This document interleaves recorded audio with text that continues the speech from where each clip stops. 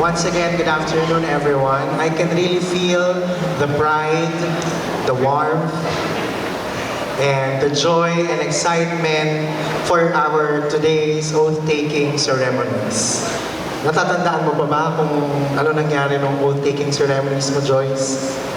I actually wasn't able to attend my oath-taking ceremonies, but being with our new chemical engineers today, I can really feel that excitement. I can really feel the joy I have felt when I passed the November 2016 licensure examination. National Regulatory Commission, Honorable Commissioner Erwin M. Enad.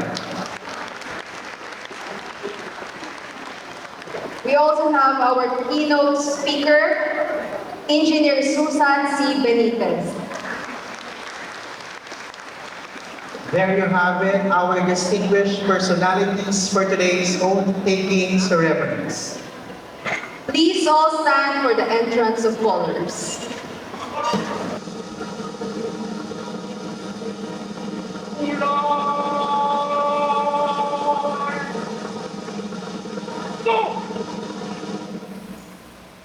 Lock sa likod! Lock! Please remain standing for the invocation.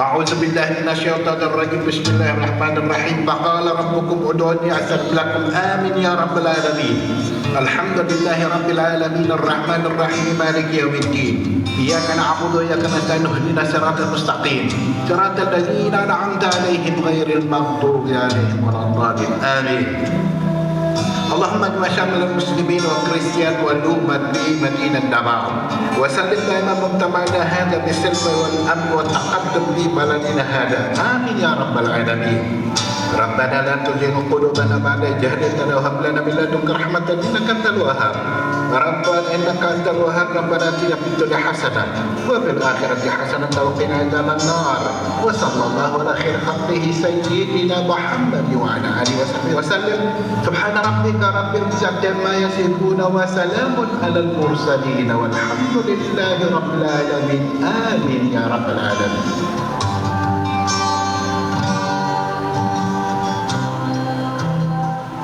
In the name of the Father, Son, and Holy Spirit. Our most gracious Heavenly Father, we come to you today to praise and worship you and give you thanks for all the things you continue to provide for ourselves and our families. Father, we humbly ask for forgiveness for all the times we have offended you. When we forget to acknowledge your presence in the image of our brothers and sisters, and for moments we fail to be good stewards of the blessings you have given us. Continue to guide and protect each one of us, Lord, that we will always walk in the light of your everlasting love and mercy.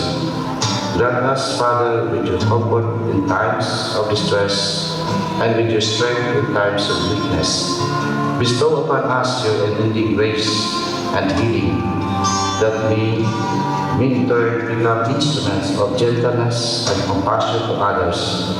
We ask all this in the name of your Son, our Lord Jesus Christ, with the prayer and the intercession of our Blessed Mother. Amen.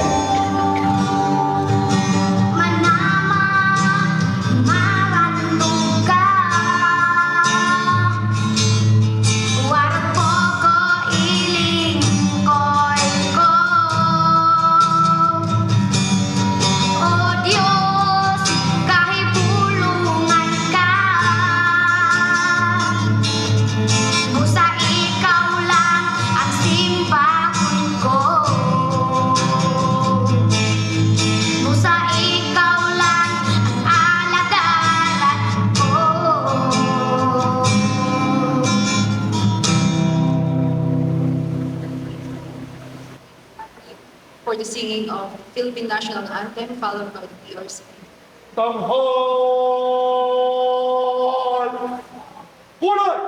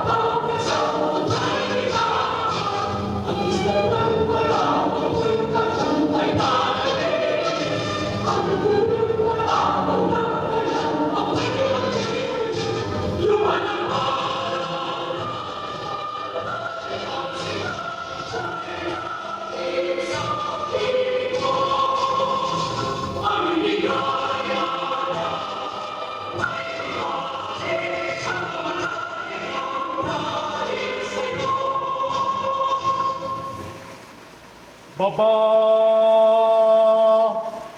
Kulay!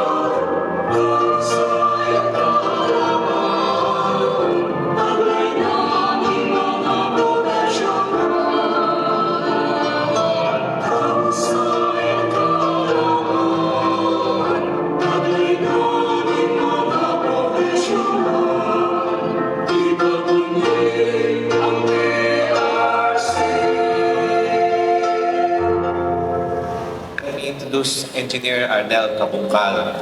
He is a professional chemical engineer from the Mapua Institute of Technology with advanced studies on supply chain management from Genoa and had completed executive management programs from Ateneo Graduate School of Business, University of the Philippines, Asia Institute of Management and International Business Management Institute.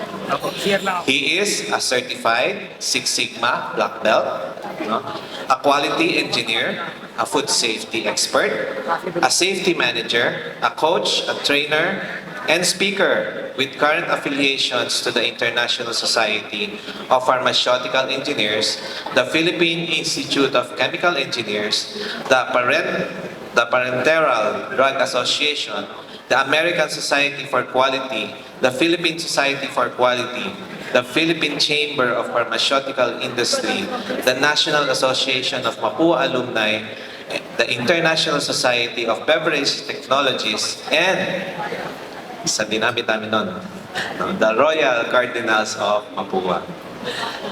He is an advocate of quality and food safety, occupational safety and health, sustainability, operational excellence, and career development in the fields of pharmaceutical and beverage, manufacturing, and sustainability, and has been the recipient of the Outstanding Chemical Engineer Awardee of the Philippine Institute of Chemical Engineers, and was the awardee of the Outstanding Professional of the Year by the Professional Regulation Commission in 2020. And he's also the Outstanding Alumnus Awardee by the Mapua University in 2019, and he was also awarded the Outstanding Mapuan for Chemical Engineering Practice, awarded by the National Association of Mapua Alumni in 2018, and Outstanding Cardinal Awardee in the field of clean and green environment in 2017.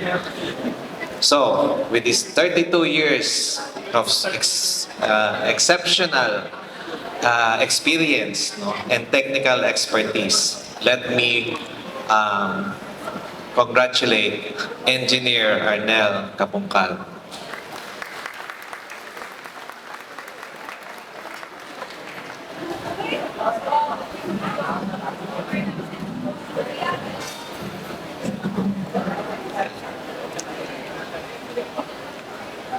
The Professional Regulatory Board of Chemical Engineering, headed by Honorable Dr. Ofi Bulaong, Honorable Engineer Cesar de la Cruz, and Honorable Dr. Sherlyn Reyes, fellow chemical engineers and new chemical engineers, distinguished guests, Honorable Commissioner Erwin Enad, Engineer Susan Benitez, awardees, fellow awardees, Engineer Maricris Vines, Dr. Rinley Gekosala,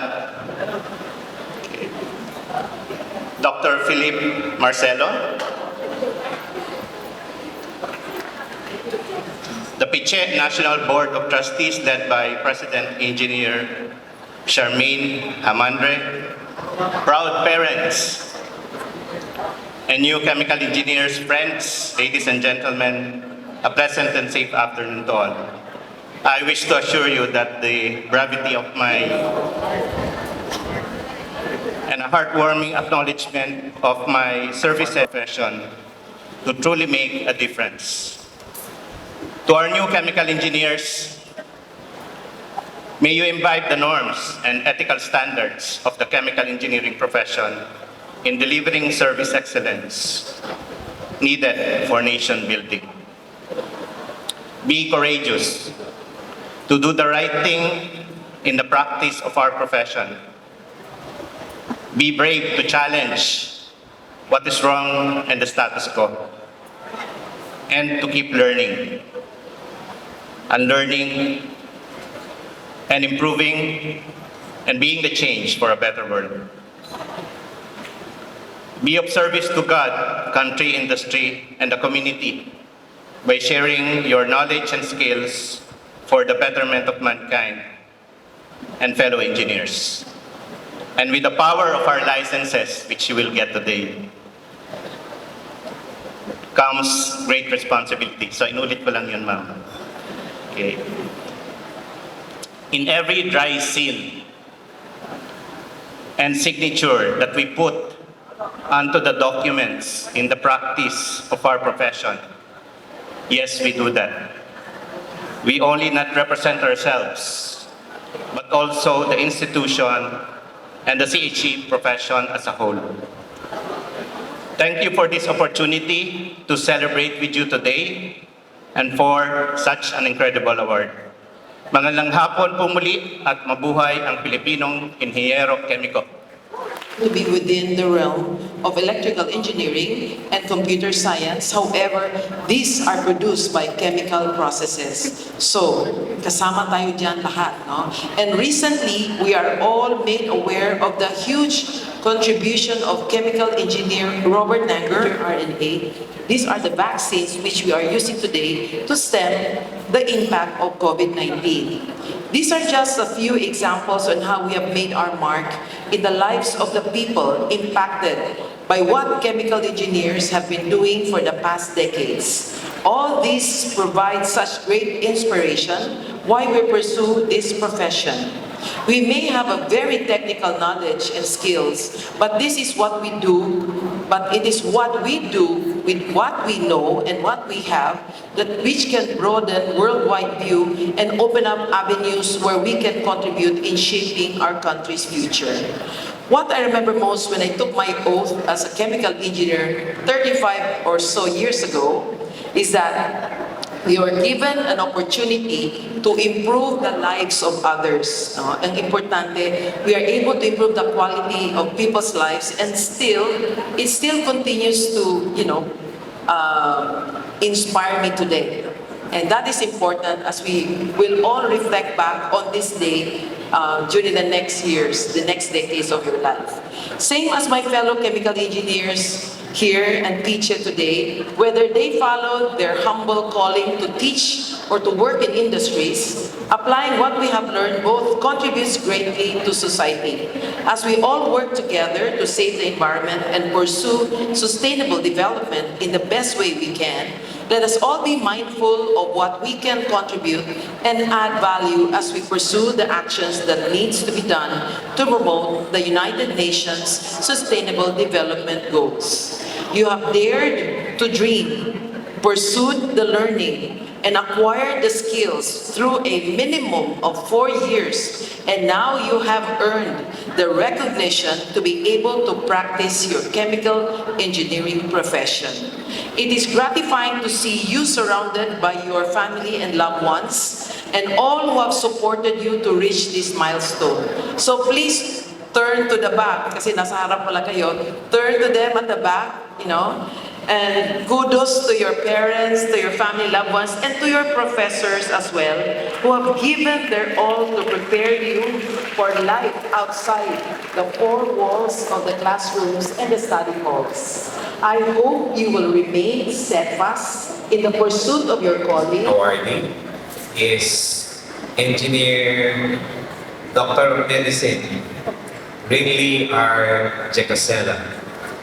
Dr. Jecasela is currently the president of Rinley R. Jecasela MD-PC, a professional medical corporation established and duly registered in the state of Arizona since 1999, and an executive director and founder of the Erin Engineering Consulting Group in the state of California since 1992.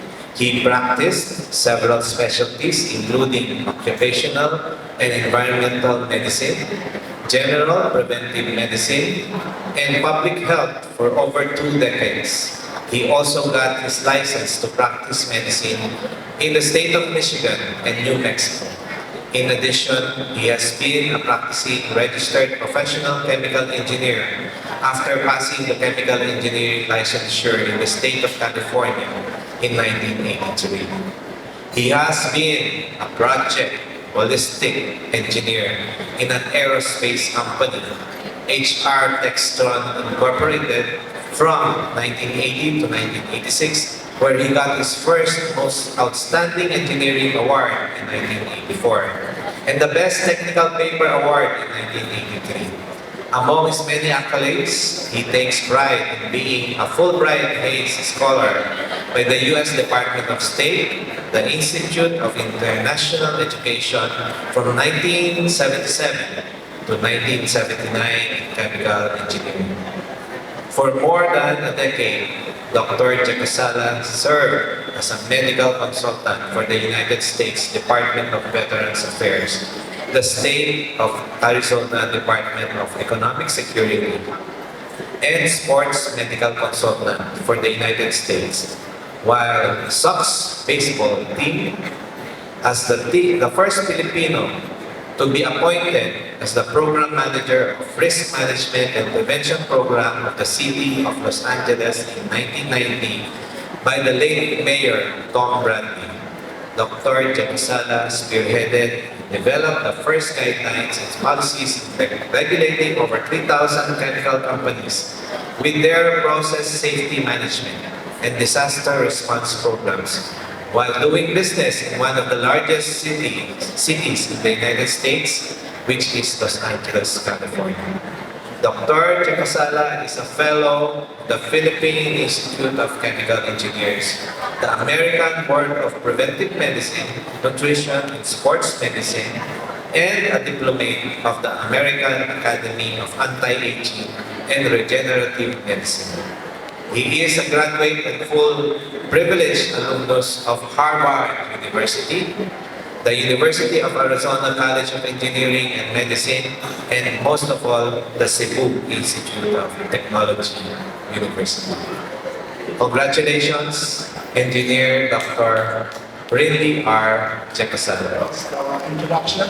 I don't have a note in front of me. I'm just going to do this impromptu and do it as fast as I can, since you guys are very eager to receive your license registration today. Good morning, everyone, to our Commissioner of the Board of Professional Regulations, Engineer Nad, and the members of the board of the Chemical Engineering Professional Boards, Engineer Benitez, that I met 3 years ago during my first engagement with you guys as a PiChe member in Negros Occidental.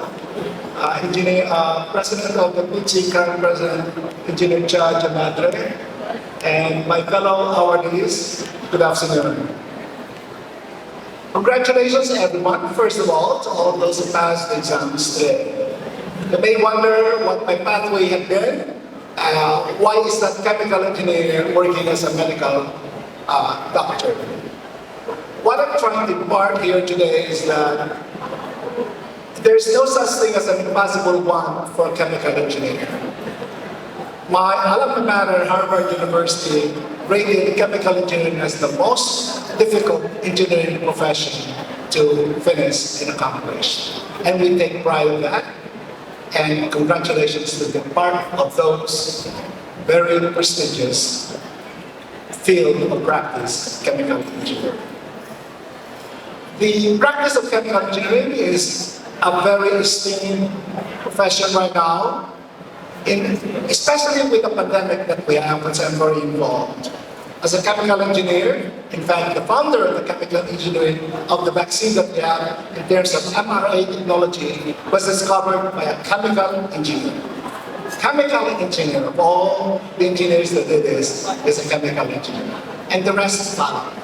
In fact, the inventor of Moderna, who is the husband of my former environmental law professor at Harvard, Dr. Langer, is the one who discovered Moderna. Johnson & Johnson, for example, is also one that was discovered at Harvard University, and Pfizer, of course, is a lot of other universities. In addition to that, our school, you as chemical engineers, a bright future in solving the climate change that we face today. That is a challenge, and I challenge every one of you as new chemical engineers to be a part of it. You don't have to be a doctor, you don't have to be an environmental specialist, but it starts with you. You have all the fundamentals, the knowledge to be a part of that endeavor. Let's do it. Every research came from all of you, including those that were discovering of bioplastics from casein or casein, from the shrimp shells that we have today. Think about it. And there's also a new inventions about trying to do artificial organic fertilization of the ocean fertilization, in the form of carbon capture sink using the phytoplankton. Think about it. If you chemical engineers could start a research from a small aquarium and quantify the carbon dioxide that you have to see inside the phytoplankton as we go in as a carbon capture sinker. That is another innovation that all of you are chatting today. In the end, don't limit yourself to what you do. You have a lot of chance to progress and be one of those scientists that can contribute to this society. Your journey doesn't stop as a chemical engineer. You could be a scientist, a practicing physician, an astronaut just like my classmate Donald in the Department of Chemical Engineering in my graduate school, and so on. It's limitless. I know it's the hardest chemical engineering profession to accomplish, that the reward is tremendous.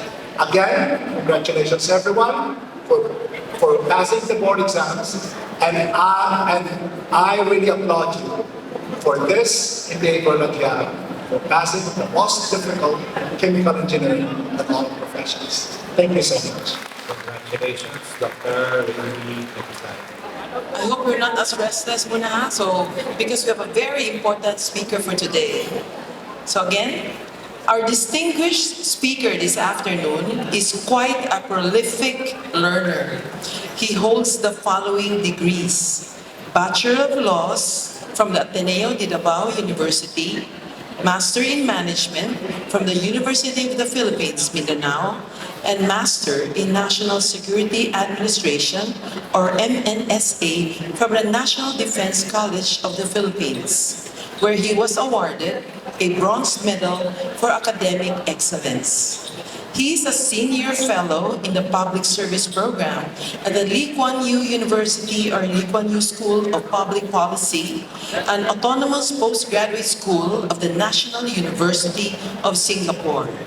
He has completed various executive programs conducted by the Asian Institute of Management in Makati City, the Development Academy of the Philippines, from the McCabe Center for Law in Australia, the National Graduate Institute for Policy, GRIPS, in Policy in Japan, and Japan International Cooperation Agency, or JICA.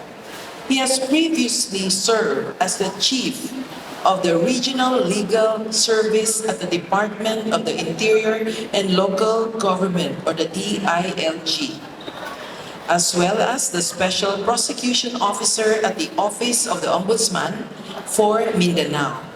In August of 2016, former President Rodrigo Roa Duterte appointed him as Assistant Secretary at the Office of the President.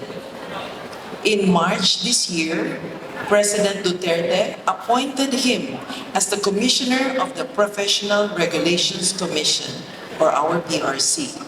He is also a member of the Career Executive Service Board.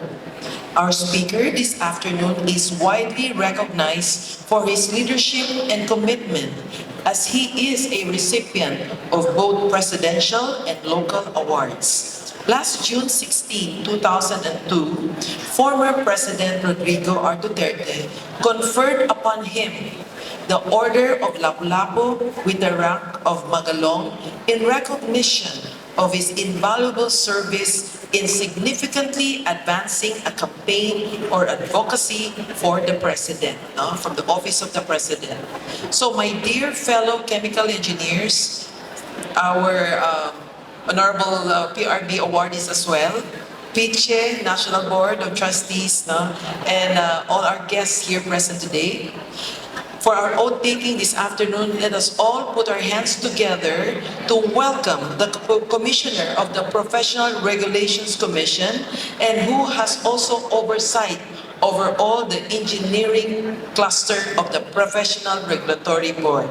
A big hand, please, for Honorable Attorney.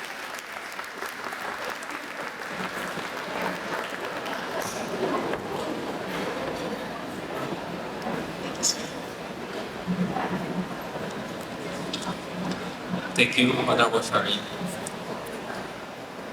Honorable Ophelia Bulao, Chairperson of the Professional Regulatory Board of Chemical Engineering, members of the PRB of Chemical Engineering, Honorable Cesar de la Cruz, Honorable Sherlyn Reyes, officers and members of the Philippine Institute of Chemical Engineers, led by its President, Engineer Charmaine Luz Hamandre, deans, faculty members of various colleges, universities, parents of our successful examinees, ladies and gentlemen, and of course our successful examinees of the Chemical Engineering Licensure Examination last October. A pleasant good afternoon to all of you. At the onset, let me welcome you all, successful examinees, to the chemical engineering profession. I did browse through our records, and it appears that you had 51.25% passing rate last October 2022, which is much lower than the May 2022 examination. But overall, for the year 2022, the passing rates are good with an average of 53.97%. It is not far from the average passing rate for the last 10 years, which is 58.39%. Again, congratulations to all of you for hardening the top licensure examination. The tougher the battle, the more meaningful the positive outcome. Can you give yourself a round of applause, please? Compliments are also forthcoming to your parents, who must be cherishing every minute of this momentous occasion. You would not be here taking your oath if not for your parents' support and selflessness. You never know the sacrifices they went through for you. Nobody can ever love you more than your parents. Can you also give a round of applause to your parents, please? My talk today has connecting theme which put premium on lifelong learning. As you know, lifelong learning is the process of gaining knowledge and learning new skills throughout your life. I want you to embrace its significance in two perspectives: personal development and fulfillment, and on the other hand, see it as a step towards career advancement. While passing the licensure examination is success by itself, my advice for all of you is to secure more early wins. Young as you are, continue to upgrade yourself, improve your credentials, so you can achieve a superior standing in your profession. I understand that the road to continuous improvement is never easy, but all these professional upgrades allow you to get out from the crowded engineering market space. It gives you differentiation and open up new opportunities in the less competitive higher engineering market space. As they said, it is in differentiation and not in uniformity lies the path of progress. If there is an opportunity for you to undertake specialization in your profession, grab it. American business magnate John Rockefeller once said that if you want to succeed, you should strike on new paths rather than travel the worn paths of accepted success. This is what we call as differentiation. You can aim to be an ASEAN Chartered Professional Engineer, an APEC engineer, or even become a registered foreign professional engineer, which provide for mobility of your engineering services even beyond the Philippine borders. Take a cue from your chairperson, Honorable Ofelia Bulao, and board member Sherlyn B. Chua Reyes. Both are ASEAN Chartered Professional Engineers. I'm also aware that Honorable De La Cruz is also an ASEAN engineer. As they said, investment in knowledge pays the best interest. This relates me to one Chinese proverb which says, by filling one's head instead of one's pocket, one cannot be robbed. Let me share to you an interesting study conducted by two Filipino authors in 2013, which was published in International Journal of Education and Learning. One of the authors is an engineer. The article delves on understanding the predictors that facilitate the career success of Filipino engineers. So, makinig kayo dito. Career success in this research refers to accumulated positive work and psychological outcomes resulting from one's work experiences. Although the study was focused on genetic engineers, I see the study as applicable to all engineering professions. I will simplify the terms used in the research for your ready reference. The study identified three variables that may contribute to the objective success and subjective success of an engineer. Objective success refers to success based on attainment of better salary and other benefits of an engineer, while subjective success refers to life satisfaction. The research utilizes two predictive variables: professional development, network, and professional linkages. As you are aware, professional development refers to activities, among others, like attendance of engineers to conventions, conferences, and seminars conducted by technical or professional society. Concrete examples are those conventions and seminars conducted by Philippine Institute of Chemical Engineers, or PiChe. Network and professional linkages refers to having role models and mentors in your profession, which improves your technical and employability skills and aptitude. Network and professional linkages as predictor relates to the interests of the engineers in gaining technical skills from networks and professional linkages. Here are the results of the study. Professional development and network and professional linkages are predictors of better salaries and other benefits of engineers. Engineers learn professional skills and technical skills through the level of salaries and benefits received by them in their company. Meaning, engineers who have better salaries and benefits are projected to have more professional development activities. The research also shows that professional development and network and professional linkages as variables highly contribute to the objective success of the engineers. Objective success means higher salaries and other benefits. The research also shows that network and professional linkages as variable is the best predictor in terms of getting better salaries and other benefits of the engineers.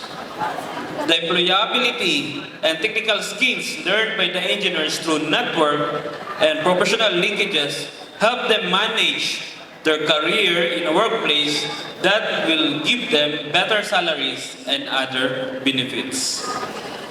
And this is the, I don't know if this is the controversial part. Network and professional linkages as variable has relationship with life satisfaction. Thus, research shows that engineers enjoy network and professional linkages with different society that make them very satisfied in their life. Ito pala yung last na result na appears to be controversial. Take note of this. The last finding is that there is no significant relationship between professional development and life satisfaction. So it's the network and professional linkages having relationship with life satisfaction. Finally, take seriously your oath. This oath-taking ceremony itself goes beyond simple ritual activity. It is similar to a marriage ceremony between you as chemical engineer and your profession. When you are faithful to your oath recitals as chemical engineer, the marriage will last a lifetime. Infidelity in your profession happens when you deviate from your commitment to your oath, which could lead to suspension or revocation of your professional license. In not so few instances, PRC has disciplined professionals for breach of their code of ethics. Remember this, ang katatagan or karupukan mo bilang inhinyero ay nakasalalay kung ano ang konsepto mo sa isang matagumpay na chemical engineer.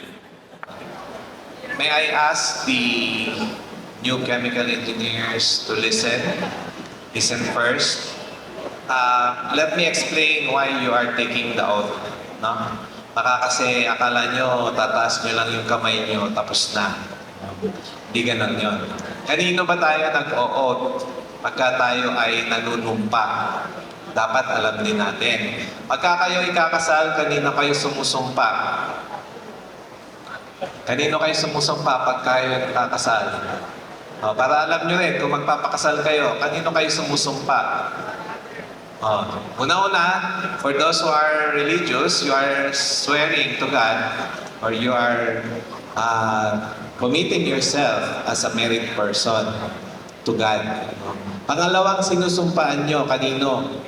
Yung mapapangasawa nyo. Sino yung mapapangasawa nyo? Baka ngayon wala pa, no? Baka hindi nyo pa nakikita. No? Pero tumingin kayo sa kaliwat kanan nyo, yan yung pinakamagaling mapangasawa nyo, mga chemical engineer. Kasi every time mag-aaway kayo, may analysis. At saka may solution to the complex problem. No? So, yun nga lang, pareho kayong magaling. No? And somebody has to do the, kumbaga, the balancing. No? Di ba may balancing tayo? Now, going back to my question, kanino tayo susumpa ngayon as chemical engineers? Alam ba natin? Tayo ay unang-una manunumpa sa ating bansang Pilipinas. Bakit? As chemical engineers, you are bound to protect the nation by implementing solutions that will not harm the environment and the community. So malinaw yon. Kapag tinaas niyo yung inyong kamay mamaya, ibig sabihin, sumusumpa ka sa bansang Pilipinas na ikaw bilang isang chemical engineer ay hindi gagawa ng kabulastugan at hindi mahihirapan ang kapwa nating community and will do it the best way. Pangalawa, kanino tayo nanunumpa? We are also taking our oath as being under the Professional Regulations Commission because the Professional Regulations Commission is the one issuing your professional license. Now, your professional license is proven by two things. No? Yung professional license nyo, mapapatunayan ng dalawang bagay. Ang isa doon is the ID, the professional ID, and being an identification card. No? It is a government-issued identification card. Ano pa yung isa? It is your certificate of registration. That's why, ngayon pa lang, nire-remind ko na kayo, kunin niyo yung inyong certificate of registration sa PRC together with your PRC ID. Kasi nung panahon namin, di namin kinuha yung certificate of registration at hindi namin naiintindihan kung paano yung sistema. Ngayon, pinapaliwanag ko sa inyo. Now, pagka kayo ay isang professional, no? Quote-unquote, professional engineer, chemical engineer, isa sa mga responsibility ninyo ay magbayad ng professional tax. No? Kahit wala pa kayong trabaho, no? Ang professional tax ay binabayaran every January of the year. Saan binabayaran? Hindi sa BIR. Pupunta kayo sa inyong City Hall, sa inyong munisipyo. Pupunta kayo doon sa bayaran ng Abelyar. Pwede rin magbayad doon. No? Sasabihin nyo, magbabayad po ako ng PTR. Alam na yun nung tatanggap. Anong kailangan yung dala pagka kayo magbabayad ng PTR? Ang dala nyo dapat yung professional ID ninyo. Ngayon, pag hindi kayo nagbayad, kunyari, January, hindi kayo nagbayad, sabi nyo, next year na lang, may penalty. No? So kung gusto nyo every year ay wala kayong penalty, ang babayaran nyo lang naman is between 300 to 350. Depende sa munisipyo. Meron mga munisipyo na 350, yung iba 300 lang. So kung saan dapat magbayad? Yun yung mga question natin. Dapat ba doon sa place of work or doon sa place of residence? Kahit saan yung gustong munisipyo, pwede. No? Kasi minsan, nalilipat kayo na yung place of work. So kung kayo ay, kunyari, na-assign kayo sa Bataan, you can pay doon sa munisipyo ng Bataan. At huwag niyong iwawala yung resibo. Kasi yung resibo na yon ay hahanapin sa inyo next year, magbabayad kayo. No? Para ma-prove na consistently nagbabayad kayo ng PTR. No? Another reminder, so yung PTR na yun, you are bound by the RA 9297 to get a dry seal. No? You are automatically qualified to get a dry seal. Pero, no? Ano ibig sabihin ng dry seal? Ibig sabihin, pwede na kayong pumirma because you are professional. Pero bago kayo pipirma, isang responsibility ninyo. Kung ano man yung pinapipirmahan sa inyo na plano, design, or what, kailangan i-review ninyo. Ngayon, kung kayo sasabihin nyo, bago pa lang akong chemical engineer, hindi ko pa alam yan, huwag kayo pumirma. Pero once you get experience, no? Kayo ay naging matagal na sa at alam niyo na yung mga requirements, no? You can now be a signatory. Now, umpisahan niyo sa mga maliliit na projects. You go up to the bigger projects. At magkano sinisingil ng chemical engineer pag nagpapapirma? No? Hindi yan libre. No? Now, isa sa mga common na questions pagka sabi niyong iba, paano yun? Hindi naman ako nagwo-work as a chemical engineer. Kunyari, siya ay nag-business. Kunyari, pero may license siya. Ang sagot ko lagi is, you are still a chemical engineer kahit na ang work mo ngayon ay hindi pang CHE. Ano ibig sabihin nun? Kapag ikaw, kunyari, nagpatakbo ka ng business, ang business mo, kunyari, is dressmaking. So, walang chemical engineering sa dressmaking, sabi nyo. Pero, may nagpapapirma sa'yo ng dokumento, ng plano, pwede kang pumirma. You do not lose your license. No? Just because you are not working as a chemical engineer, it doesn't mean hindi ka na chemical engineer. Okay. Now, the other thing that you should remember in our Chemical Engineering Law of 2004 is lahat kayo are automatically members of the accredited, integrated, professional organization. And we consulted a lawyer, no? The legal department of PRC. Pag nakalagay doon na automatically member of the IPO and the only accredited integrated professional organization of PRC is PiChe, the Philippine Institute of Chemical Engineers. Pag hindi kayo member ng PiChe, that means you are not following the law. you are violating the CHE law. No? So you are not practicing chemical engineering kung hindi kayo member ng PiChe. Ngayon, nasa labas, si aming office secretary, si Jopper, at marami sa inyo nagbayad na ng joining fee.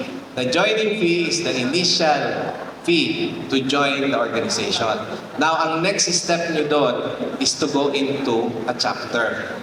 No? The chapter is kung saan kayo nagwa-work, doon kayo mag-member, or kung saan kayo nakatira, doon kayo mag-member. Okay? So, ang first year ninyo ay nawe-waive ang membership doon sa chapter because you paid the joining fee.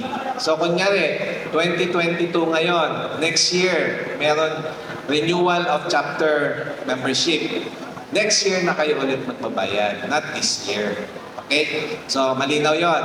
Okay. The next thing you have to remember as professional chemical engineers, hindi kayo makakakuha ngayon ng inyong PRC ID unless you attended an oath-taking.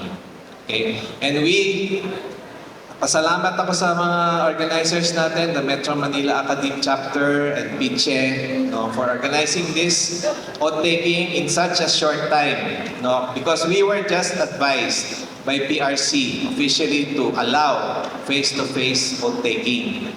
In 1 month's time, na-organize ng PiChe at saka ng MMAC itong event na to. So, pasensya na po doon sa medyo maintang ulo dyan kanina. Talagang uminit din ang ulo ko kasi parang demanding pa. No? We tried to organize this in a way na lahat kayo ay mabibigyan ng oath. No? And pasensya na po doon sa mga hindi sumunod sa procedure, but we allowed you to come in and you will be taking your oath. So let me ask all the chemical engineers, alam ko gutom na kayo, tayo muna ang mga chemical engineers. Mr. The oath of the professional oath of the PRC. Ako state your name, ng your city of residence, ay taimtim na nanunumpa na itataguyod ko at ipagtatanggol ang saligang batas ng Pilipinas na ako'y tunay na mananalig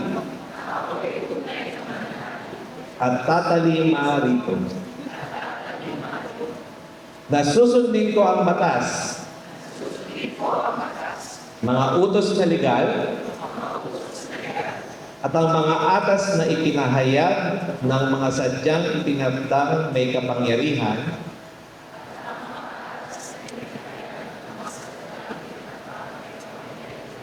ng Republika ng Pilipinas. At kusa kong babalikati ang pananagutan ito nang walang anumang kasubali o hangaring umiwas. Taimtim pa rin akong nanunumpa na sa lahat ng panahon at pook na kinaroroonan ko ay mahigpit kong panghahawakan ang mga etikal at tuntuning profesional ng mga inhinyerong kimika ng Pilipinas. At matapat kong gagampanan ng buong husay sa abot ng aking makakaya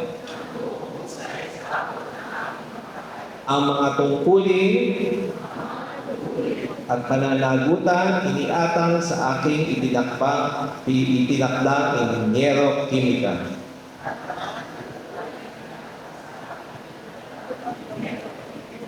Kaya isahan nawa ako ng Diyos. Congratulations, new chemical engineers. Let me listen muna. Kayo ay binigyan namin ng one step approach. Nandiyan na ba yung mga steps approaches niyo? I would like to ask you to go to your parents na bago kayo pumunta. O, ganito ang instructions ha, kasi ang mga engineer kailangan may instructions.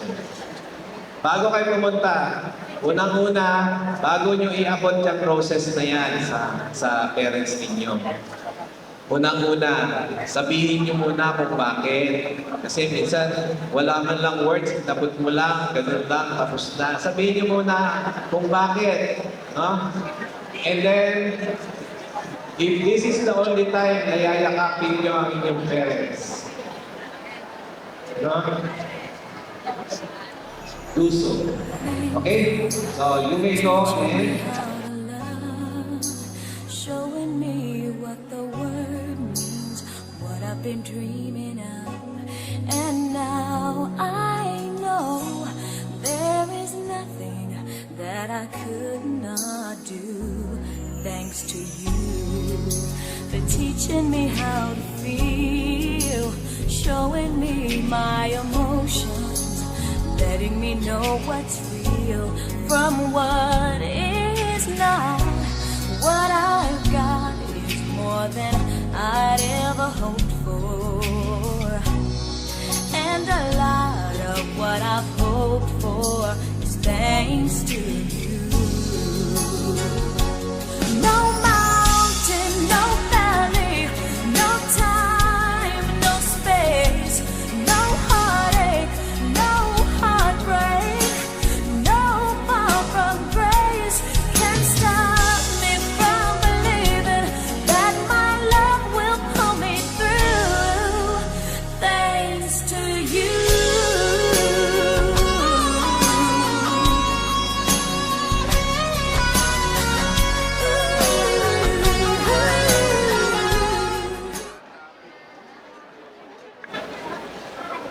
Thank you for allowing me to respond on behalf of the newly licensed chemical engineers, and to PiChe for organizing this oath-taking ceremony.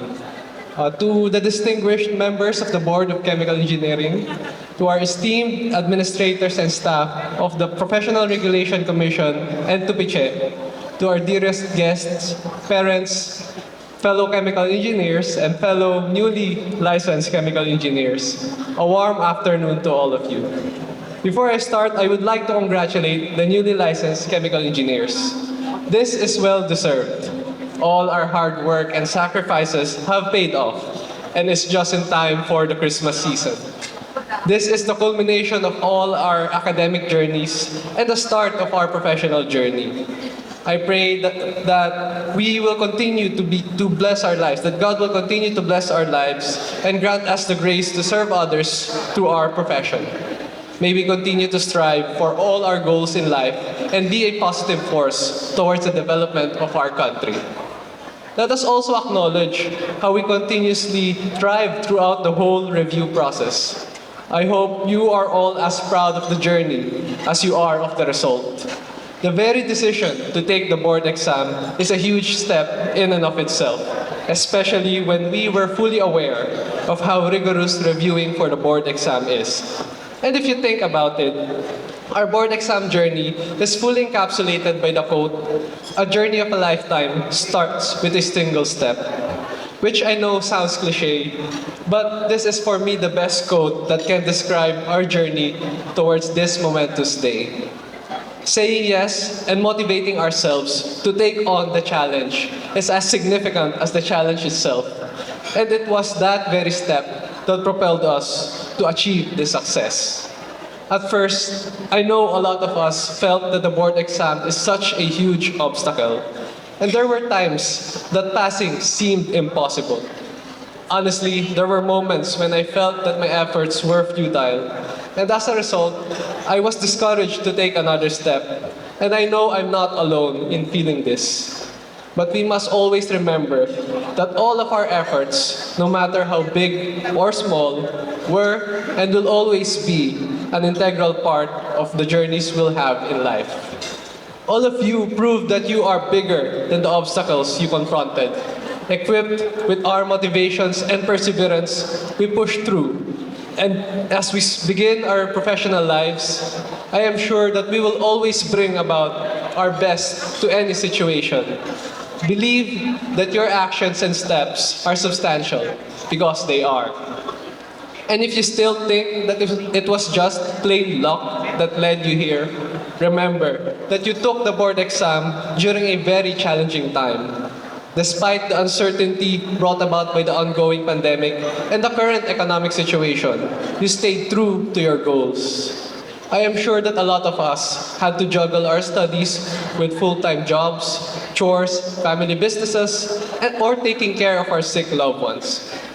Well, yes, there might have been a bit of luck involved when we shotgunned our way in the questions we had no idea about during the exams. But luck alone is just not enough to deliver us to victory. It was a combination of God's grace, your perseverance and hard work, and the unending support of your peers, mentors, and family that led you here. Moreover, I know that we also had to repeatedly step out of our comfort zones, especially when we had to review subjects we were uncomfortable with. Chemical engineering has such a broad scope in its curriculum that we had to study subjects from economics to electronics that we think may or may not have a connection to our chosen field. For instance, the civil engineering subjects such as mechanics and strength of materials are really not my strong suit. In fact, I took up chemical engineering so that I don't have to face these subjects. But kidding aside, this goes to show how multidisciplinary engineering can be, especially chemical engineering. More importantly, this shows how talented all of you are that you were able to review all these subjects for the board exam in a span of few months and emerge triumphant. And I hope that this realization helps you whenever you think otherwise. Taking the board exam is truly a unique experience. It did not only test our technical knowledge, but it was also an avenue for realizations about ourselves and our work ethics. As for me, if there's one thing that I realized during the course of my review that I would like to share with you, it is to never underestimate the benefits of having a good rest or taking a break. We are all familiar with the demands of chemical engineering as a college degree. One requirement after another, exams and lab reports, with all the workload that we had, it is sometimes difficult to the point of feeling guilty when we have to take a break. But the board exam taught us otherwise. It is never a crime to take a break. Play computer games, pray, meditate, go out and have fun, or pursue your hobbies. Just as it is important to relieve some pressure from reactor tanks to avoid catastrophe, we must also release some of the pressure from our minds for it to function at its peak efficiency. Lastly, I would like to take this opportunity to express my deepest gratitude to the people who were instrumental to our success. To our professors and mentors, thank you for being our academic foundation and for your patience in ensuring that we are mentally capable to face the board exam and the challenges beyond. You are an inspiration for me and to countless others. To our review centers, most especially Oxesis Review Center, I am sincerely grateful for mentoring us and tirelessly answering our questions throughout our review journey, morning or night. You are a significant part of our success. To our parents, friends, and colleagues, most especially to mine, I can never thank you enough for being my pillar of support, especially during the toughest of times. To the PRC and the CHE board for administering the exams and this oath-taking today, despite the difficulties of the pandemic. And lastly, and most importantly, to God Almighty for granting us the grace to push through despite all odds and attain success for His greater glory. May we continue to serve Him in all of our respective careers. This license that we obtained is not only a privilege and a reward for a job well done, but it also carries the responsibility that we uphold the zeal for service to others through our profession and perform our careers faithfully and with integrity. Go forth, chemical engineers. Achieve your goals, reignite your passions, and leave your mark on our country and beyond. Thank you and congratulations.